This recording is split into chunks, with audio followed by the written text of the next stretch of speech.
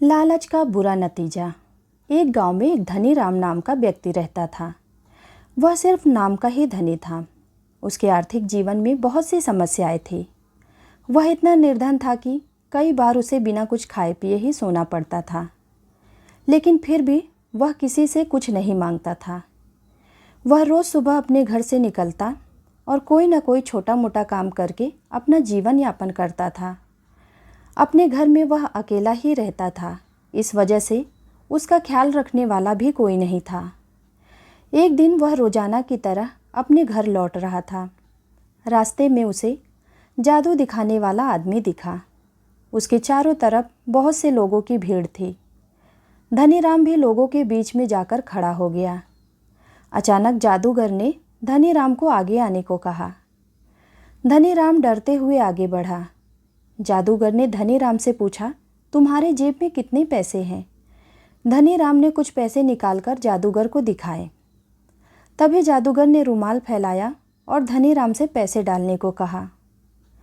धनी राम ने सारे दिन की मेहनत के बाद इतने ही पैसे इकट्ठे किए थे, इसीलिए वह देना नहीं चाहता था।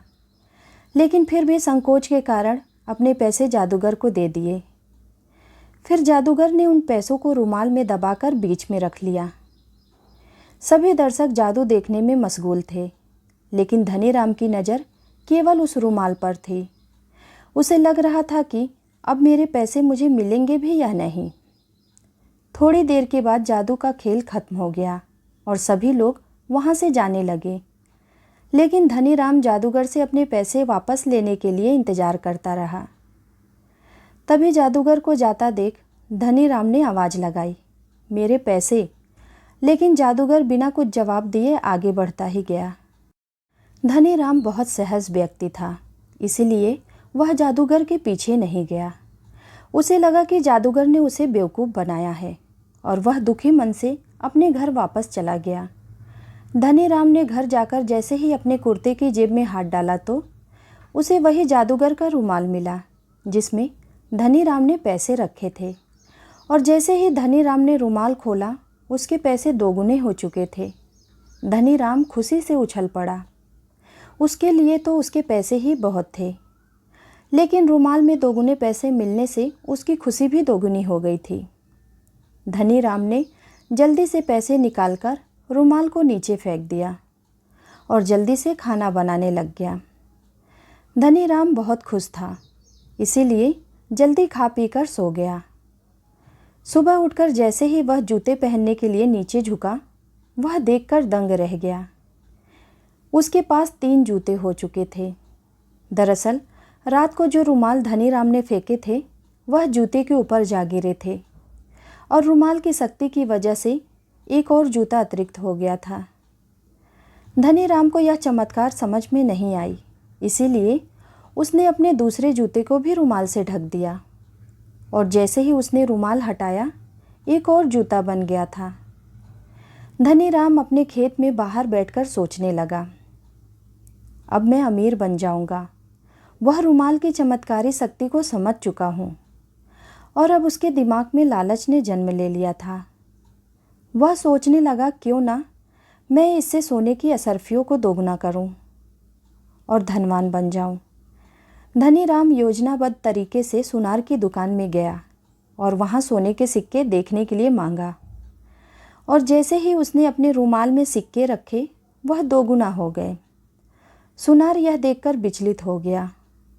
सुनार ने धनी राम से रुमाल का रहस्य जानना चाहा, लेकिन धनी राम मुस्कुराते हुए उसकी दुकान से अतिरिक्त सोने के सिक्के लेकर चला गया। धनी राम के जाते ही सुनार के दिमाग में उथल पुथल होने लगी। उसने यह बात राजा तक पहुंचाई और राजा ने जैसे ही यह बात जानी, उसने धनी राम को बंदी बनाने का आदेश दे दिया। धनी राम को दरबार में पेश किया गया और राजा ने धनी राम से उसका रुमाल छीन लिया। राजा ने जैसे ही रुमाल का परीक्षण करने के लिए उसमें असरफियाँ रखी और कुछ देर में रुमाल को खोला, लेकिन रुमाल में केवल उतनी ही असरफियाँ मिली जितने की राजा ने रखी थी। राजा ने धनी राम और सुनार दोनों से पूछा, तुम लोग तो कह रहे थे कि रुमाल में कोई भी वस्तु रखने से वह दोगुनी हो जाती है, लेकिन यह तो कुछ भी नहीं हुआ। तुम लोगों ने झूठ बोलकर दरबार का अपमान किया है, इसीलिए दोनों को सजा मिलेगी। राजा ने धनीराम और सुनार दोनों को कारागार में डलवा दिया और उस रुमाल को नदी में बहा दिया गया। धनीराम कारागार में बैठे दुखी होते हुए सोचता है, यदि वह लालच न करता तो आज वह रुमाल उसके पास ही होता। उम्मीद करती हूँ आप सबको यह कहानी ज़रूर पसंद आई होगी। ऐसे ही नए नए कहानियों के साथ जुड़े रहने के लिए कृपया मेरे चैनल को लाइक और सब्सक्राइब ज़रूर कीजिएगा। धन्यवाद।